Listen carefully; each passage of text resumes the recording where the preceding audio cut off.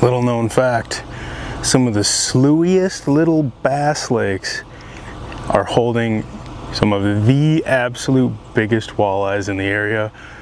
I'm gonna prove it today.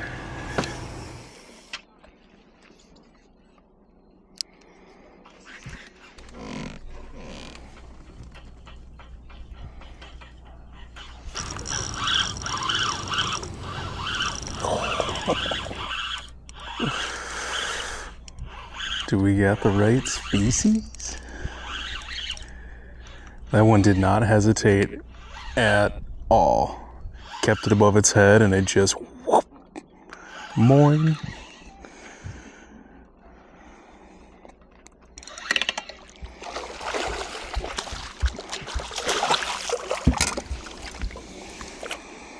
The icebreaker, baby.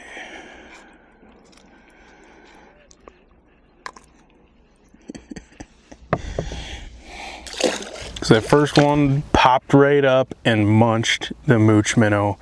It was actually a bigger size that they just announced at iCast. It's a 4.5 inch, an inch bigger, a lot thicker, a lot broader, just bigger overall profile, but that same Mooch minnow profile and design that I am in love with. I had it rigged up on a 1/2 ounce VMC Tungsten RedLine series Swimbait jig. 1/2 ounce because it's a lot more plastic. Usually when I'm fishing the OG Mooch, the one size that was out, I love putting that on a 3/16 ounce. And it fishes great on that size because you can fish it fast if you want to, but you can still slow down and just do that little dance above their nose if you want to too. You can still sling it out 70, 80, 90 feet, even though it's only a 3/16 ounce. And it flies super straight, which not all plastics and jig heads do. I'm telling you, I've played around with a lot of plastics, and some of them that I hear guys pushing, even on the NWT, you go to cast, and if you have a target you're lined up at, that thing goes whoosh, and it like fade off one way or the other, or just nose down, and I don't know what it is, but one of the other things that I love about that Mooch minnow is it flies perfectly straight, exactly where you're looking. You can bomb those casts way out. So when I'm throwing the Mooch, I'm throwing it kind of on two different setups. If I'm throwing the original size, I'm using a 3/16 ounce tungsten jig head mostly. You know, 7 to 7'4" medium light fast. Little bit softer rod, helps me with accurate casts, helps me to cast farther. And a lot of times you can, you know, have that tip mush up a little bit when you're bopping it, and then they grab it, mush up a little bit, and then lean into them. Now, when I was throwing that biggest new size of the Mooch on a 1/2 ounce jig, I had to beef everything up. So then I was doing a 7-foot medium fast, and it's a medium, but it was Abu Garcia Zenon, which is a very, very stiff, stout, fast medium. Powerful rod, tons of backbone, and you need it when you're throwing a 1/2 ounce jig with a big plastic that size. You just gotta go up to a beefier setup. And on that one, I was running 10-pound Sufix Revolve, little heavier leader, 12-pound Sufix Advance Fluoro carbon.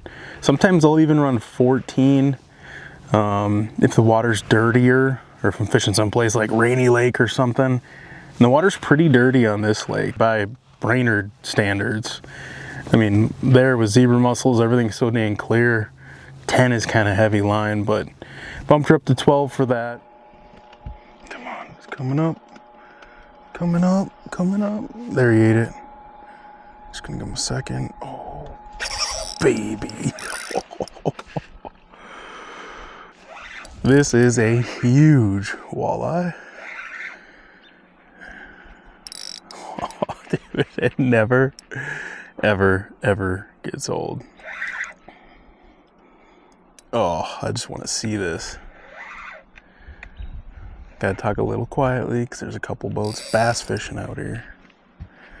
Up in the pads. So I'm gonna have to play it off like this is a big northern pike or dogfish. Yeah, after you get in the boat and you go, oh, frickin' pike. Do I want to use the net? Yeah, I do, because that's big. Oh my gosh. Try to do this as quietly as possible.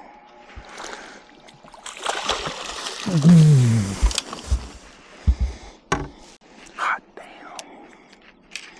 Quick little look-ski at her before throw her on the bump.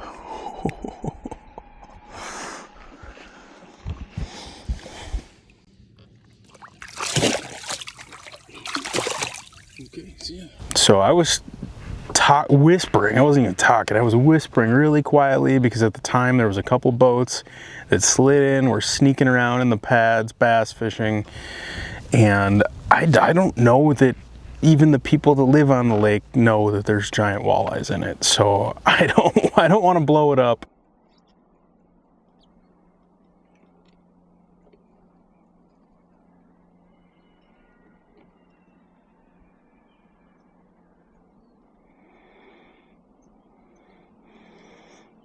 Didn't want to come up, but it's slowly following it down. I am going to literally wiggle that thing about. Oh, he's going up now, so now I'm going to go up. He's coming up hot. Oh, I'm running out of room. Oh, no. Oh, man.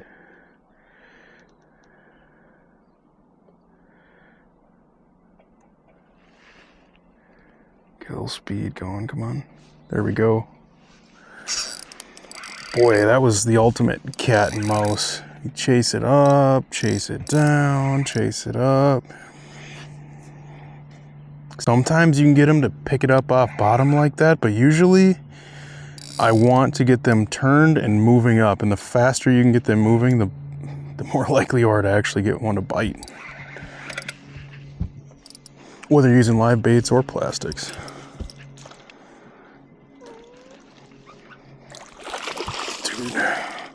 We have a heck of an average going on today. Kind of skinnier one.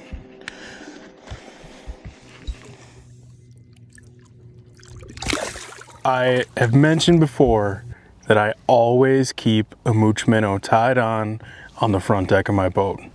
And some days they absolutely demolish it. And some days I use it as part of a nasty 1-2 punch where I might not even expect them to eat it, but what I'm hoping for is that they're showing themselves so that I can confirm it's a walleye, confirm that it's not a carp, not a floating weed clump, not whatever. And if I can get them to move and sort of posture up, and then if they nose down because they're not interested, well, they just told you they're a walleye. Now you know. Now you can grab the 1-2 punch, the 2 of the 1-2 punch, throw that jig and crawler in there and see if you can get it in the boat. Oh, I like that one. It tried to run away. It's pulling me in.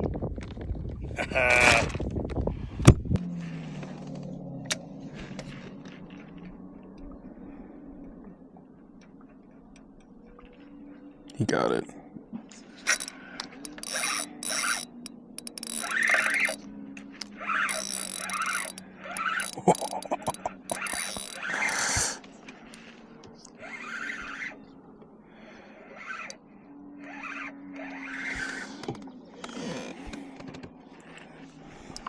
Just another bruiser, dude. Oh my gosh. I don't even know what to say.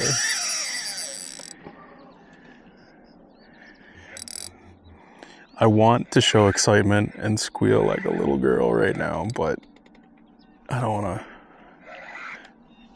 have every cabin on this lake looking out their window with binocs either.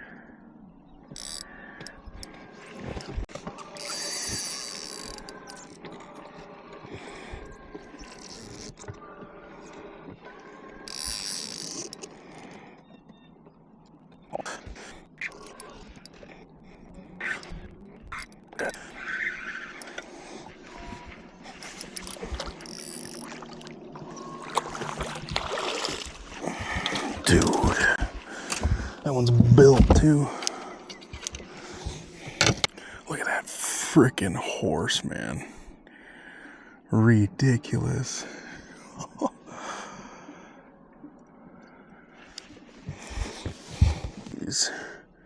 Just under 28.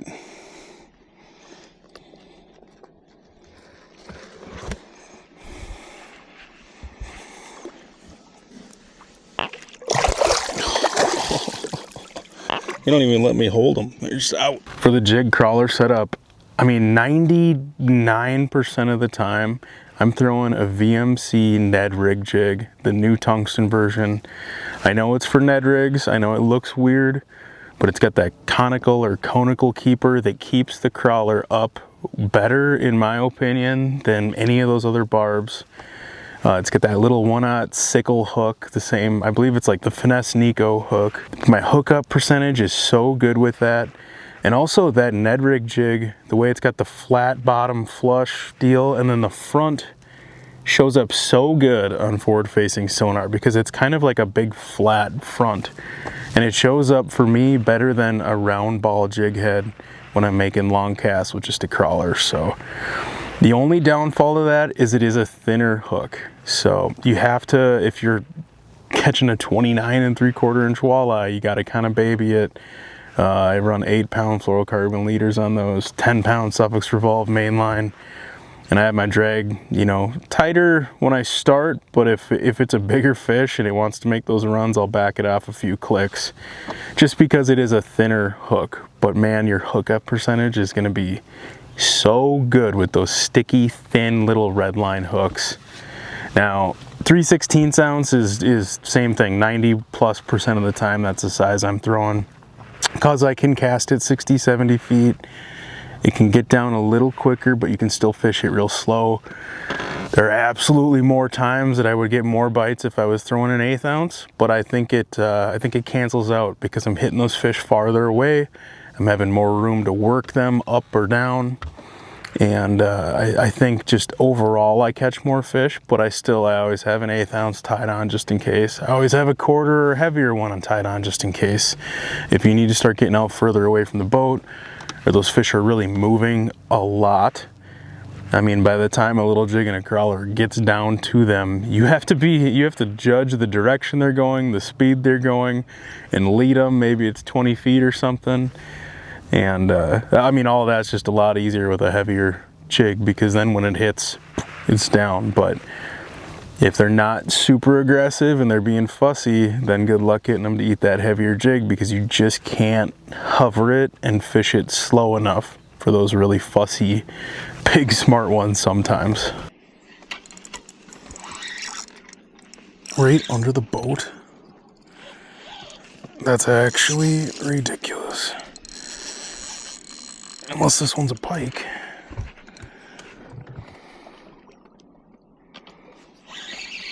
Oh, I can feel the teeth grinding on the line.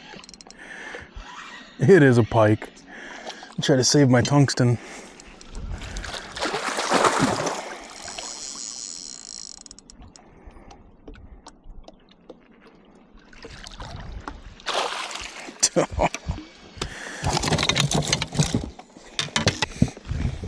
Saves the tungsten. Yeah.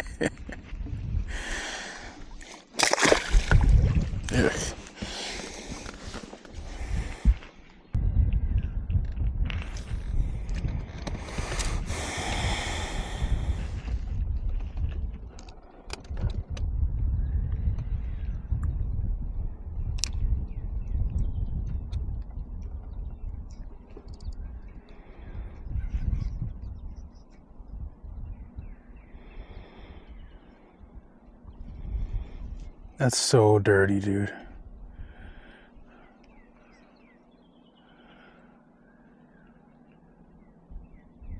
I grabbed it. That is such a dirty trick. I did not think that one was a walleye, but then when that Mooch Minnow came by him, I saw him kind of posture up. He didn't want to fly up and eat it, so I chucked back with the crawler.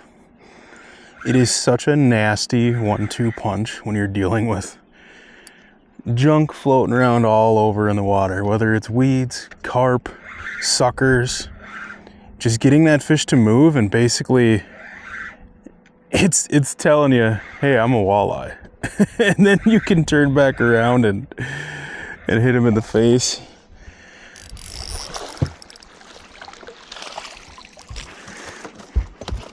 This one's really screwing up our average.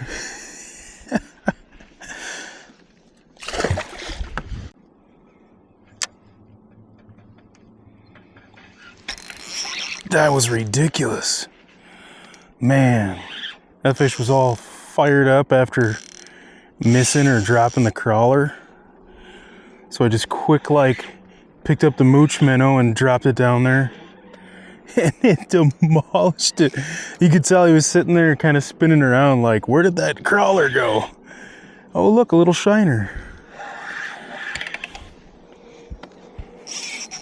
And it's because it's a pike.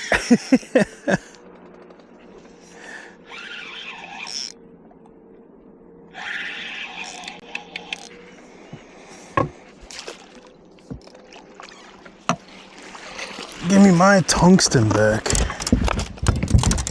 Holy smokes. You're gonna break something, buddy.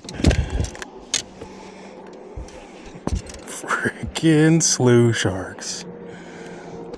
So a really cool thing about the spot that I'm fishing, it is so far from a traditional walleye spot. It's a shallow, weedy bay that super mucky, soft bottom, and the weed wall, as you can see, dips down and down towards the basin, and then it's just kind of like 20 to 25 feet of water, soft, mucky, basin-y bottom, and there's just life everywhere out there. But man, forever it was, you know, you want to fish, I mean, you can fish weed lines, sure, points, structure, humps, rocks, saddles. And some of my biggest walleyes these last few years have been coming in kind of shallow, weedy bays, and where they break off down into the basin. And it's the dog days of summer. It's August. It's freaking August. And I just had one of the best few hours of walleye fishing I've had. But it's not a traditional walleye spot, you know? So do not overlook stuff like this. Here's an example. This isn't the lake I was on. I picked a random one, but it looks very similar. Just a shallow, weedy, flat bay. Cabbage weeds, coontail. There's just all sorts of junk, and it just slowly tapers off to the basin. And now I'm not fishing them, you know, if that stuff gets down below 30 feet, I'm not fishing those fish. I specifically look for areas where it's, you know, mid-20s, because I don't want to target a fish out of super deep water and stress it out. But also at the same time, you're not going to see fish this time of year deeper than that, because we got a strong thermocline that just set up. You can see it on LiveScope. You can see it on 2D and down imaging. Traditional sonar, if you bump your sensitivity up, you'll see around that 25-foot mark, all that clutter down there. And the walleyes aren't going to be down below that anyway. Yep, look at him posturing up. Oh, he hit it and dropped it. Oh, he did it again. No way.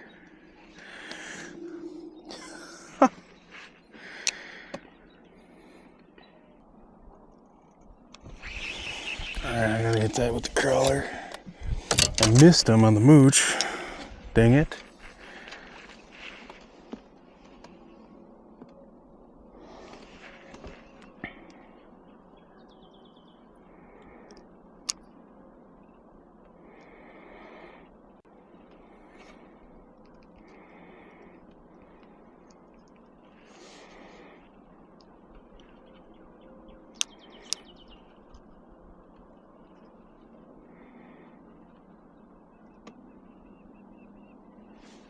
Ate it.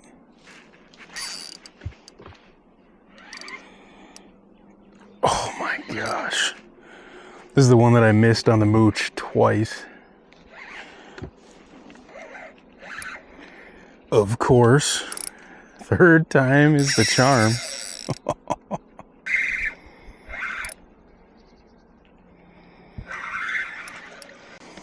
Oh, it's a long one.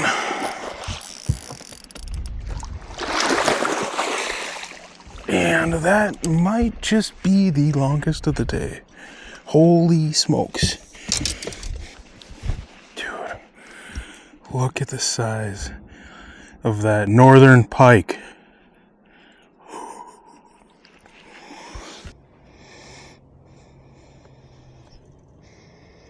$29 3/4 about. What a fish, man.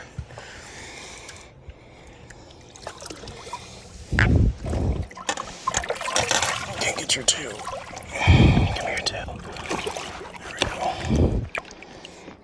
Wow. That is a long fish, dude. Well, we are going to end that right there because it just doesn't get much better than a 29 3/4 inch walleye. I mean, maybe another 1/4 inch, right?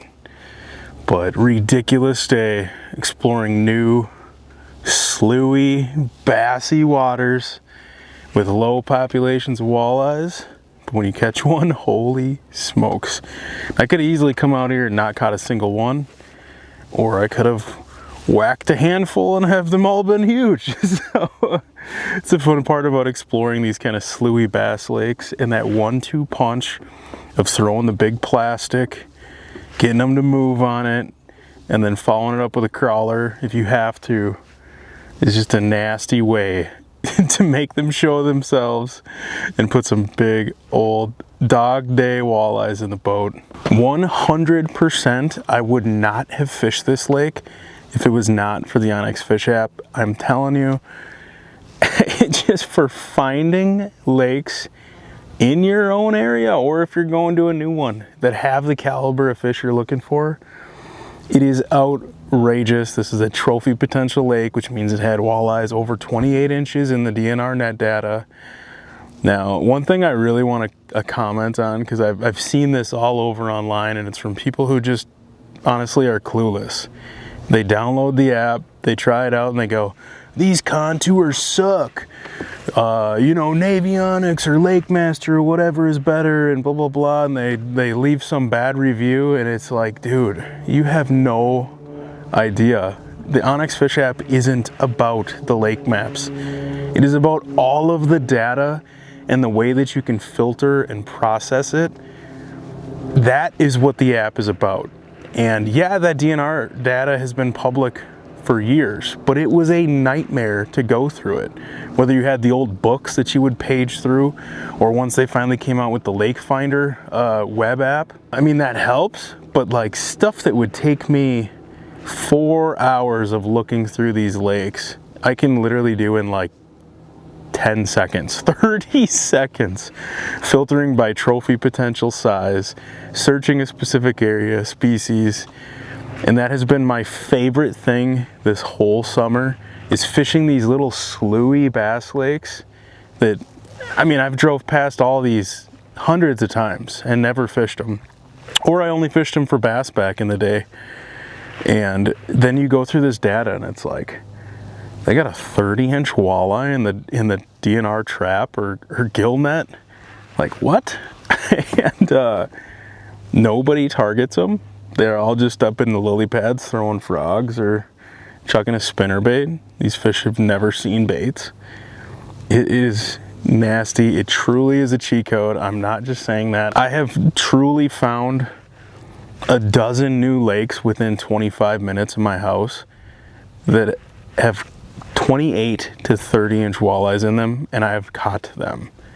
Lakes that I have drove past so many times. It is such a ridiculous feature, and if you're not using it, you are seriously missing out. So I just want to say thank you so much for taking time out of your day to watch these videos. Leave a comment. I really do read all of them and try to reply to as many as possible. I appreciate you, because none of this madness would be possible without you. I don't know what we're going to do next. If you got any ideas, anything you want to see, anything you want to learn, anything you want me to struggle at, comment down below and let me know. So thank you, and we'll see you soon.